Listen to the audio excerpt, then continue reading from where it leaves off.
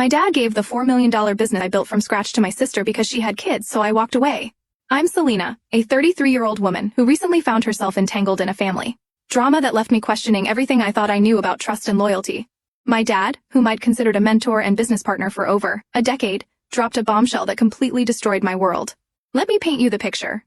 My dad, Dominic, is a 65-year-old master carpenter who's run a small woodworking shop his entire life, ever since I was fascinated by his craft, the smell of sawdust, the precision of his cuts, the way raw lumber transformed into beautiful furniture. While other kids were playing with dolls, I was in Dad's workshop learning about grain patterns and joinery techniques. My older sister Brittany, who's 39, took a completely different path.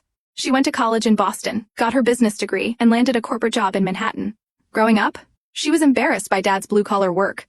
She'd refused to tell her prep school friends what our father did for a living, making up stories about him being an interior design consultant. When I'd help Dad in the workshop on weekends, Brittany would roll her eyes and tell me I was wasting my time with grunt work. But here's the thing. It wasn't always like this between Dad and Brittany. When she was 15, she got mono and was bedridden for months. The doctors were genuinely worried about complications. Our whole family was terrified we might lose her. During those long weeks, Brittany only wanted Dad by her side. He'd sit with her for hours, reading her favorite books, bringing her homemade soup, never leaving her alone when she was scared. They bonded during that time in a way that changed everything. After she recovered, Dad continued favoring Brittany, even though she'd grown up to dismiss his profession entirely. It didn't matter that she'd make snide comments about his dirty hands or suggest he should upgrade to a desk job. He still treated her like she hung the moon. I noticed this favoritism early on, and honestly, it hurt. There was this one time in high school. When I made it to the state championship for my debate team, I was so proud. Our school hadn't had a state qualifier in over a decade. When I told my parents, Mom hugged me tight while Dad smiled and said, "That's great, sweetheart." I mentioned how the tournament was on Saturday and parents were invited to watch. Mom worked double shifts at the hospital. I looked hopefully at Dad, but he hesitated, glancing at Mom, who asked if he could be there for me. Dad cleared his throat and said he'd promised to take Brittany shopping for her college interview outfits. Mom looked annoyed and told him shopping could wait. This was important. Dad nodded reluctantly the night before the tournament. Mom reminded Dad about it over dinner. That's when Brittany piped up, asking if Dad was really going to abandon their shopping trip. She went on about how this was her future, how she needed the perfect outfit to make a good impression, and how she'd been looking forward to their father-daughter time. Dad's resolve crumbled instantly the day of the tournament. I reminded Dad one more time before leaving for school. He assured me he'd be there, that I shouldn't worry. But as I stood on that stage delivering my final argument, I scanned the audience desperately looking for his face. He never showed up. I tested Mom, saying Dad wasn't there. She called, immediately concerned something had happened to him. When I got home, I walked into the middle of a screaming match between my parents. The tension was so thick. You could cut it with a knife. Mom was furious. "Where were you, Dominic? You promised Selena you'd be there." Before Dad could answer, Brittany walked in carrying shopping bags from Nordstrom, looking completely unbothered. Mom turned on her. "Really? You dragged your father to the mall while your sister was competing at state?" Brittany shrugged with that entitled attitude. I'd grown to hate. I needed professional clothes for my interviews. It's not like Selena debate thing. Was that important? That's when Dad made it worse. Instead of apologizing, he defended Brittany. "Look, it's not a big deal. It's just a high school debate tournament. There will be other competitions. Brittany needed interview clothes for her college applications. That's her future. We're talking about..." Those words hit me like a physical blow. My own father was dismissing my achievement, something I'd worked months to qualify for, as if it meant nothing. The casual way he brushed aside one of the proudest moments of my life left me speechless. I managed to smile weakly and tell him it was okay, that I understood, but inside, I was dying. I retreated to my room and cried harder than I had in years. Mom came to comfort me, holding me while I sobbed about feeling invisible in my own family. "Your dad messed up," she said softly, "but your achievement is real, and I'm so proud of you.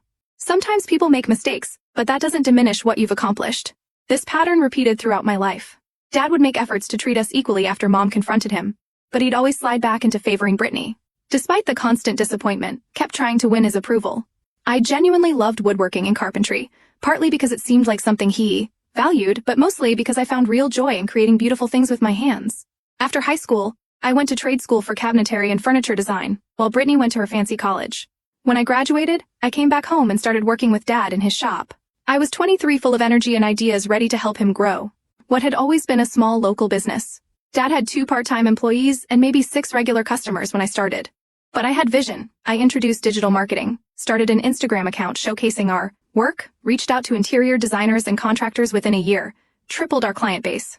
Over the next decade, I poured my heart and soul into transforming Dad's little workshop into a thriving furniture and cabinetry business. We went from $180,000 in annual revenue to just shy of $4 million this past year.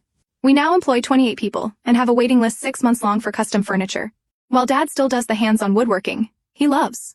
I handle everything else: client relations, design consultations, business development, getting finances. I work 60-hour weeks, split between the workshop and our new office space. This business became my baby, my life's work, my future. Last year, everything changed when Dad filed for divorce from Mom. They'd been arguing more and more over the years, and their marriage finally reached its breaking. It was devastating for our family. But honestly, I wasn't completely surprised. What did surprise me was how quickly Dad started dating after the divorce was finalized. He went through a series of relationships with women young enough to be his daughters, each one more concerned with his newfound wealth than anything else.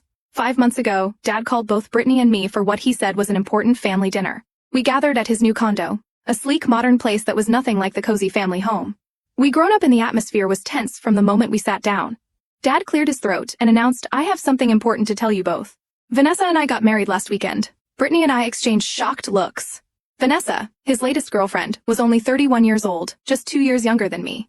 She was a former Instagram influencer who had been charming Dad for the past 6 months with her talk of living life to the fullest and deserving the best. "You got married without inviting us?" I asked, trying to process this news. Dad looked defensive. "We wanted something small and intimate. How Vanessa is about big crowds." I knew exactly how Vanessa was. She was calculating and manipulative. Dad was too smitten to see it. But that wasn't the worst part of his announcement. "I've also been thinking about succession planning for the business." Dad continued, his tone becoming more serious. "I've made some decisions about the future." My heart started racing after 10 years of building this company together. This was the moment I've been waiting for. I expected him to discuss transitioning more responsibility to me, maybe even making me a partner. Instead, he delivered the blow that would change everything. "Selena decided that since you're not married and don't have children, you won't be inheriting the business. I'm giving it entirely to Brittany." The room spun around me. I couldn't breathe. "What?" I managed to whisper. "Brittany has a family, her husband, David, and their 2 kids. They need the financial security. She can take the business to new heights with her corporate background." I stared at him in disbelief. "Dad, I built this business with you.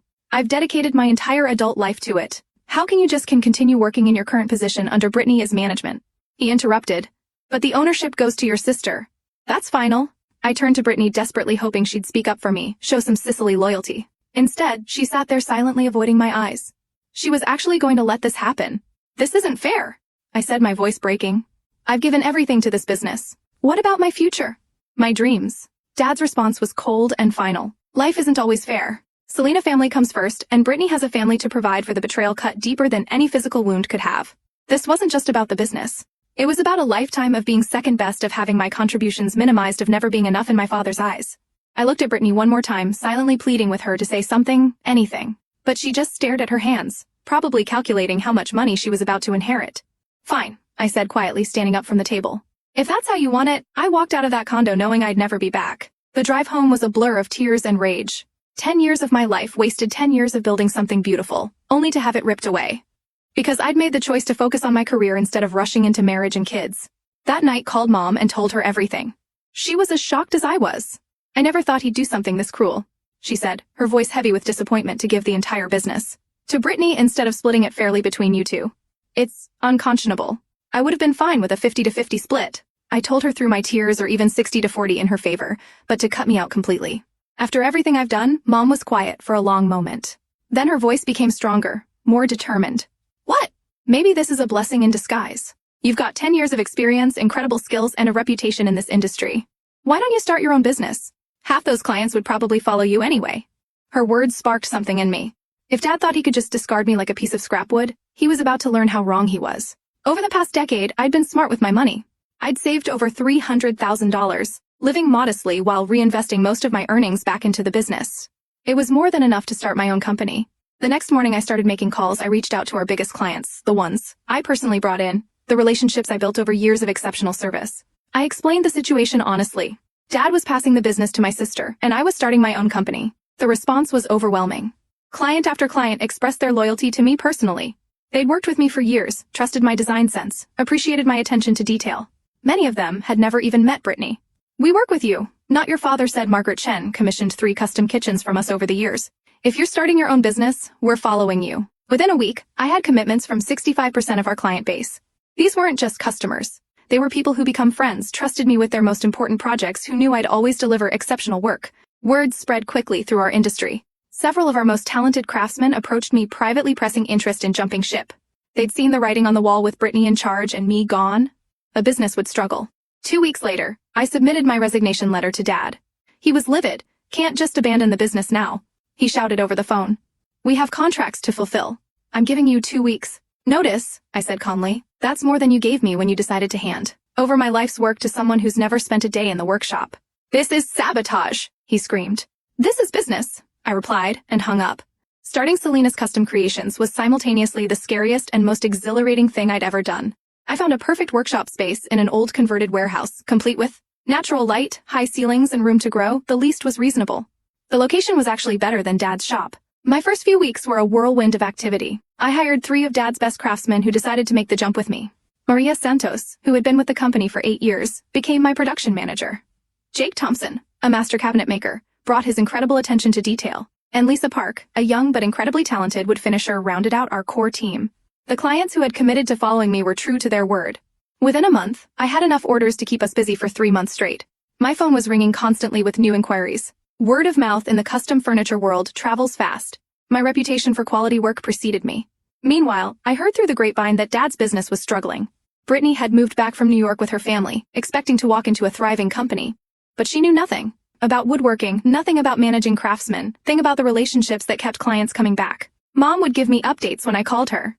"Your sister has been complaining that the remaining clients are demanding to work with you. Specifically," she told me one evening, "she's finding out it's not as easy as she thought."